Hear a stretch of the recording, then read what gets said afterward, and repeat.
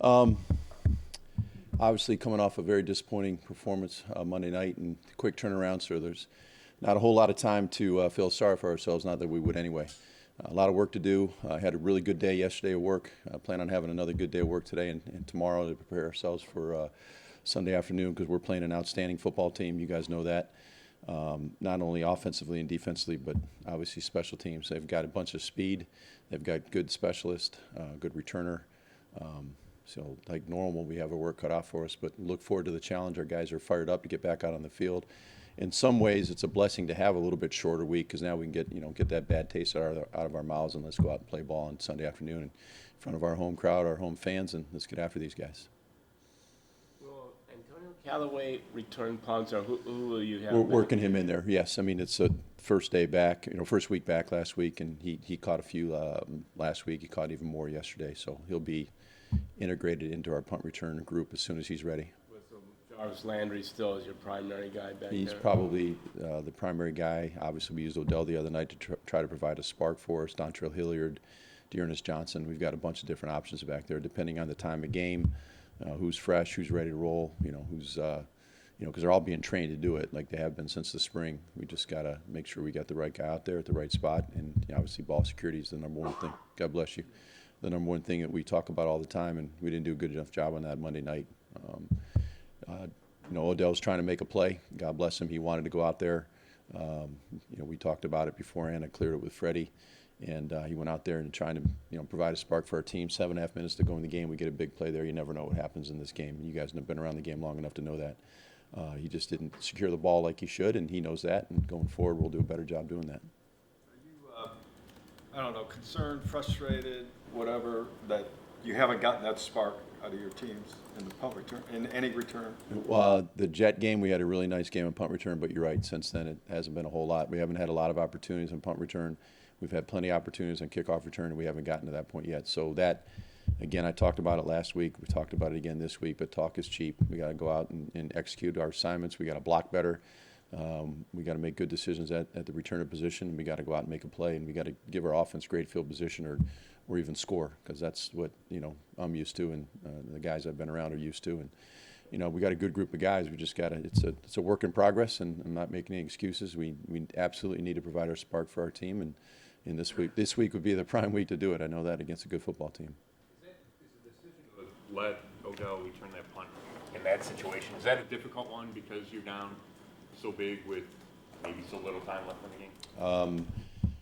With 7.5 minutes to go, you never know. I mean, if we block the left gunner on our left side, we're going to have something. We got something. He's the one who made him bubble, and then he started cutting it back from there. But if we get him blocked like we blocked the right gunner, we got a chance for a good play. And you get a good play in a situation like that, next thing you know, there's 6.5 minutes to go in the game. You're down 18. I know it's a lot.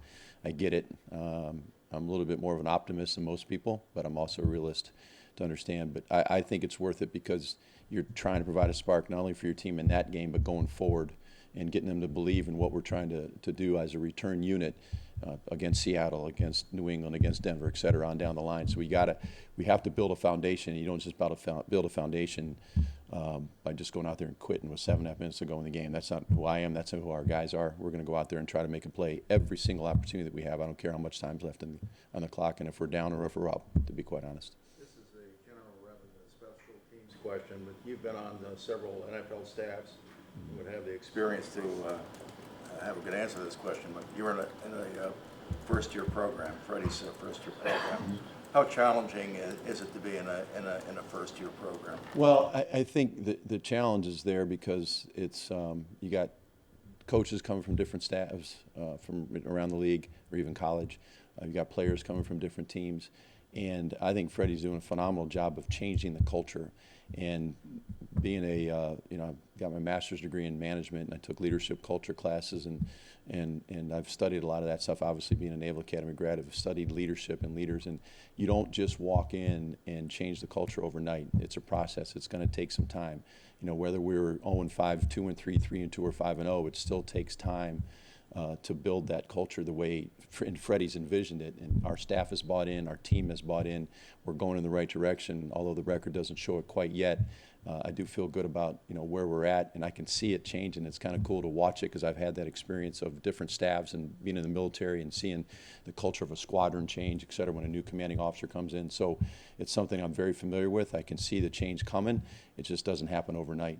It really doesn't. It's a work in progress. It's a transformation that has to occur over time, but we're going in the right direction. I'm really excited about that. Just to be clear on this. So at that point in the game, Odell Beckham Jr. came to you and requested to return a punt at that point? We were talking about it beforehand, and the situation came up. They were punting from backed up, and we had an opportunity, 4th and long. We could double vice both gunners. We weren't worried about the fake. We're down, so we could be more aggressive that way. I cleared it with Freddie, and then off we went. When you say beforehand, you mean before You mean that- talking about with Odell? Yeah. Earlier in the game.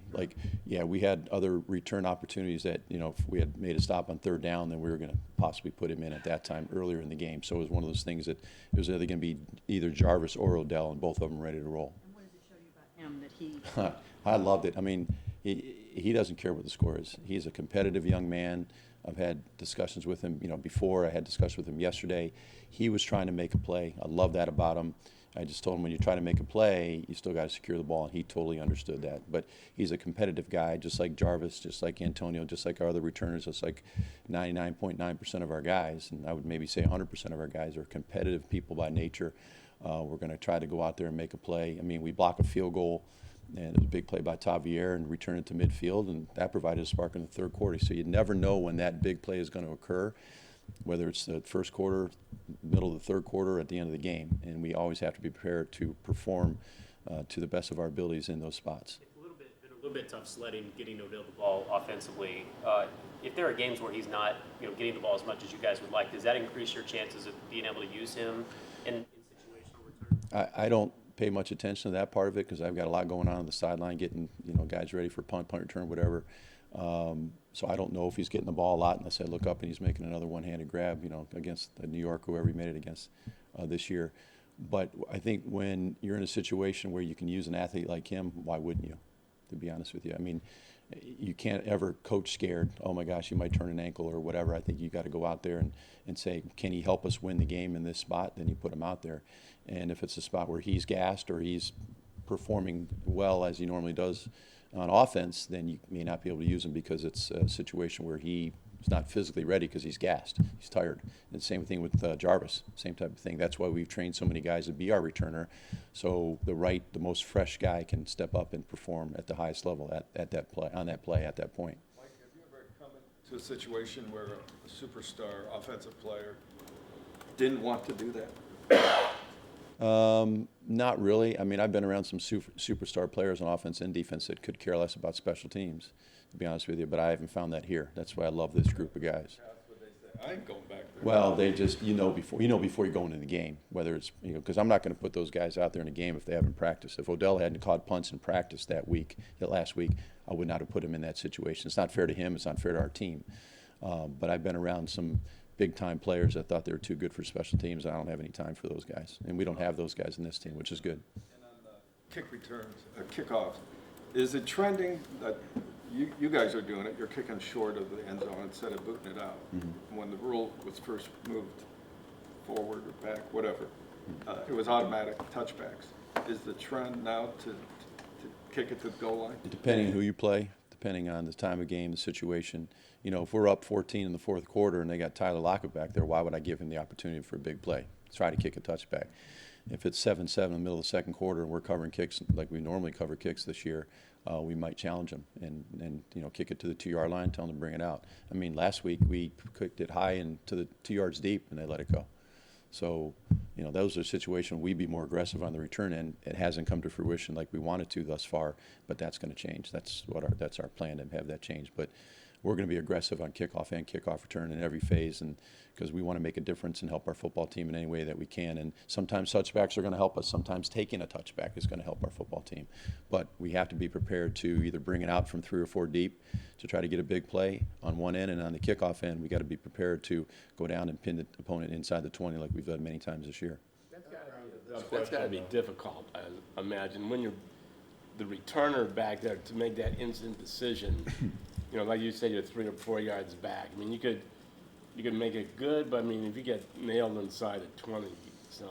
Well, I mean, it's feast or famine. It's risk reward, right? So you can get tackled at the 18, the 19, the 20, 2 plays or whatever in a row, and then you can pop one for 50. And that's our mentality. We're going to pop one for 50 every 2 or 3 plays, and we haven't gotten there yet, but that's the mentality that we're trying to create with our football team, that we're going to put pressure on teams that they're going to want to kick touchbacks because they're afraid of our return game. It's not there yet, but that's the plan. You're good with your guys coming out, even if, Yeah, I mean, they're given parameters. If they don't, play within those parameters, we find someone else to make those decisions for us. But so far, Dontrell Hilliard's done a nice job. Taywon Taylor brought some out, against Baltimore that we were asking him to bring out. We're trying to be aggressive, and I don't think you can get any better on kickoff return if you just take a knee all the time. Coach, the background of this question is that for several years now, maybe even a lot of years, but there have been a lot of penalties on special teams. I guess punt returns maybe come to mind more than anything else, but you talked about that in the spring, you talked about that in the summer, and early on, including the preseason, you had some guys who aren't here anymore. You had some penalties, but how's that coming along now? Punt return, I think we've had 1. Kickoff return, we've had 3. And I told our guys this morning, I said, I've coached teams that we've gone through 16-game season plus the playoffs and had 1 kickoff return penalty for the whole year. We already have 3. So that needs to change. It needs to change quickly. Other than that, the other phases are doing a good job. How clean are most of your guys operating now in terms of Better. being aggressive but not risky? Yep, there's a fine line, absolutely, like we talk about with our guys. I don't want to overcoach not being aggressive because then we don't block anybody. But you also don't want to make the dumb penalties. We had a penalty on KOR the other day that, the illusion was he threw him down. The guy was starting to fall him, but he followed him down with his hands. All he's got to do is let him fall or push him and go on to the next guy. And it was a young player, and he needs to learn that. And we've preached it. We've worked on it. But we must improve on that immediately because we can't put our offense at the 17, 18, 15-yard line anymore. That's just, it's not helping our offense get going. We got to provide a spark for our offense like we've talked about for a long time here for the last several months. How impressive was that block from Javier? I mean, it looked awkward. Did that make it Well, he was better getting than a hooked. The normal one? wing starts to hook him, so he just kept fighting through it and turned his body, and he blocked it. It was a great play by him. I really respect our defensive players on that unit. They do such a good job. Again, it was their last field was 28-10, and Sheldon Richardson's 2 yards, 3 yards in the backfield trying to block the kick. I mean, these guys, they don't care what the score is. I've been incredibly impressed by the attitude and effort of our guys on field goal blocking most of the phases, but for that matter, they do a really nice job of putting pressure on our opponent's field goal team. And we finally got one the other day, and we're going to get one inside too. I mean, Javier did a great job off the edge. We're going to keep coming off the edge. We're going to be sound against fakes when it's 4th and short, like we've been doing. Trying to keep people off balance so we don't have a tendency that we show so we can take away those fakes. But the big guys inside have done a phenomenal job for us.